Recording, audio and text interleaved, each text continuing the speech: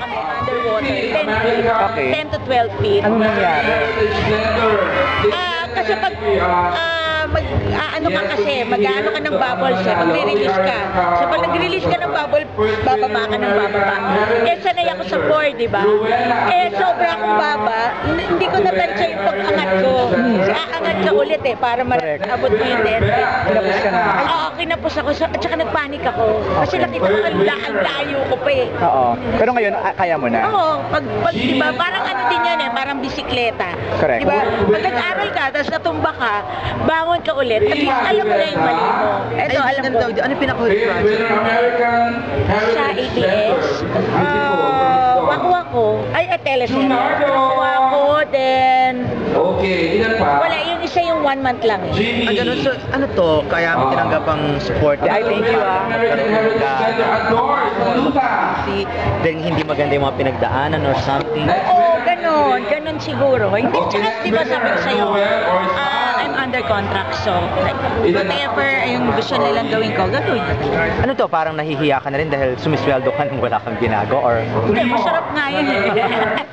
Masarap kaya. Pero syempre, di ba, hindi naman lahat pera eh. Minsan masarap din nag-work ka, di ba? Para makalimutan mo yung lahat ng mga pinagdaanan mo, or lahat ng mga bagay-bagay. Para hindi ka naman nabobogo. Paano tinago yung boobs mo? Kasi siyempre, hindi ba sila nahirapan or something? Hindi ka ba na-consume? May bra ko na beach. Ah, okay. But I kanina, you were asked by Alan about kay Miss Chris. Kamusta ka? No, wala yun, ano yun. Kumbaga, about Chris, hindi natin siya pag-usapan. Kasi siguro na hindi naman siya kasali dito. And yun, wala yun. Nagkataon lang na akala lang nila. Hindi. Pero dati kasi very vocal ka about sa inyo ni Chris. Pero ngayon, ano ba talaga? Kasi medyo nagtataka lang ka. Ayoko na lang mag-usapan si Chris. Doon ko pa yan sinabi. Kasi hindi naman siya part of the Pero, hayaan na natin. isang sundot na lang po, Miss. Pero nakapag-usap kayo. Ayoko nang pag-usapan si Chris. Diba? Pero kumusta naman ang love life? Meron ka mga ano? Wala. Siya single Meron ka daw. Single kami. Single. So paano to? Hindi ka na ba Single. Pero Aileen, hindi ka na ba talaga naghanap? O tumigil ka na sa paghahanap? Tumigil muna ako. Pahinga muna. Bakit? Napagod ako eh. As in? Napagod ako.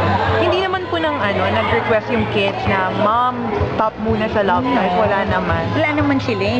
Ang layo nila eh. Si Sancho lang kasama. Napagod lang ako. Hindi ka ba naghahanap or something na Hindi naman something? hinahanap yung darating yun ng pusa. Kinagat po ng press yung biro nyo kay Dennis Trillo. May possibility po ba? Oo, si Dennis naman is single eh. Single yun, kaya niloloko nila ako kay Dennis. Kasi single siya, wala namang sabit yung tao. So lahat may possibility Medyo naman. pinawisan daw po siya ng mga binibiro nyo sa dun sa Oo. Nagulat siya. Correct. Pero he's very willing to work with you daw. Yes. Hindi, at saka kasi, actually, hindi naman ako nanloko sa kanya.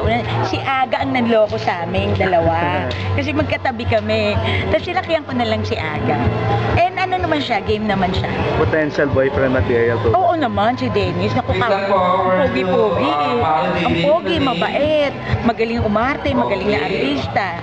O ikaw na, di ba? Sino hindi magkakagusto? Aileen, totally nakapag-move on ka na ba? O minsan bumabalik-balik pa rin sa yung alaala ng yung masaklap na ano?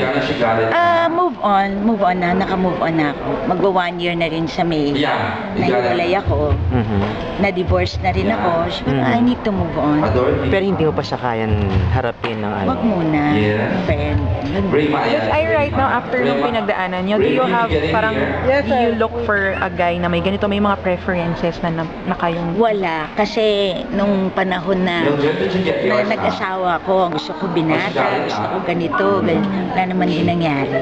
Siguro, minsan kasi may mga bagay na talaga siguro nakaano sa atin. Baka yun yung destiny ko talaga.